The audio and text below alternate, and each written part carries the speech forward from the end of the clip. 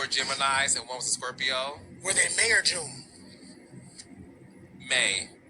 They're different. Okay, that is a difference. They're closer to Taurus. Oh, I'm closer to Cancer, so I have that. yeah. I have that. I wouldn't say sensitive, but I'm very. Mind you, as you watch on, you will see that Jen said him and her was together for 2 years. However, we're not going to concentrate on that for now. We're going to hold that. We're going to table it. We're going to go to where he's telling his story about him and the young lady being together and what actually happened to her.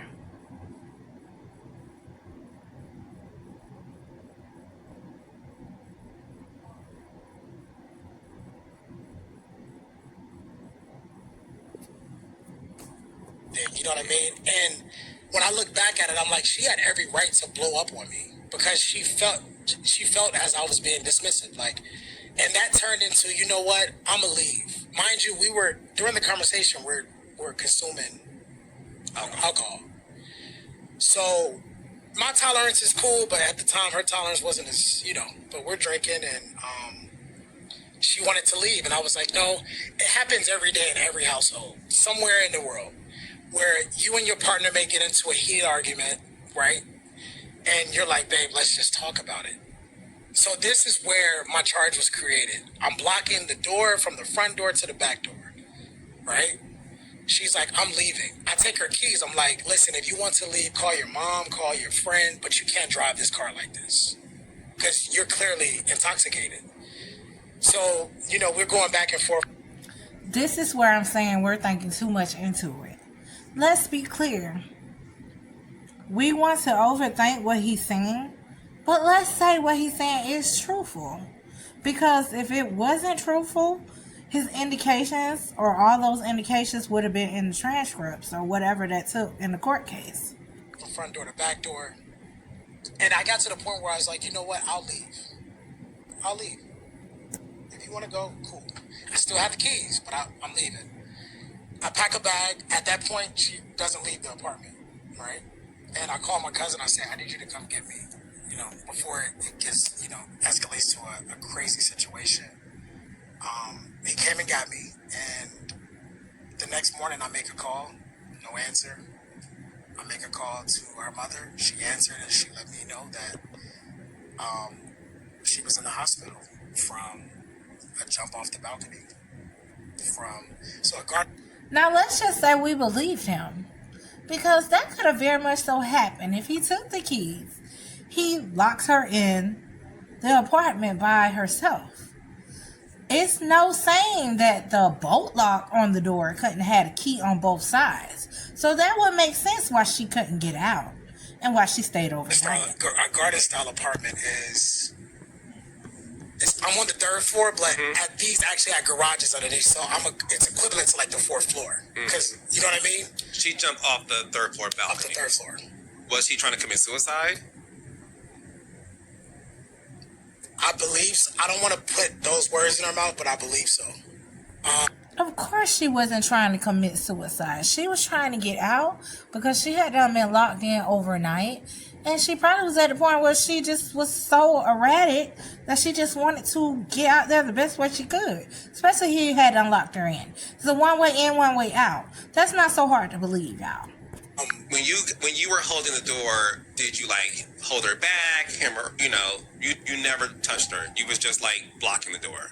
No. Just think about it. Just trying to come to some type of solution. Because at the time, yes, I consumed alcohol, but I was still level-headed enough to have a conversation. Let's just talk about it. But what I didn't know at the time was that I was committing a crime.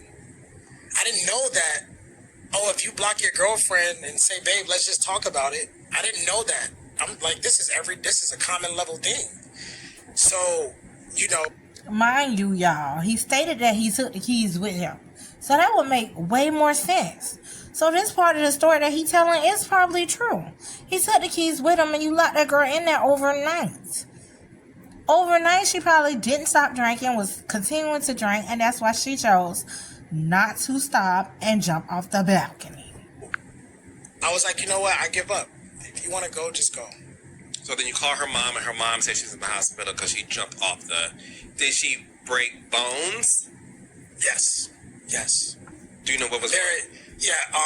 It was her ankles. I think she tried to break her fall. I don't know because I didn't see the fall. So I think she tried to break her fall. Was it cement that she jumped on? Grass? No. It was cement.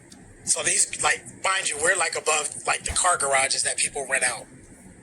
So I think that impact. You know what I mean?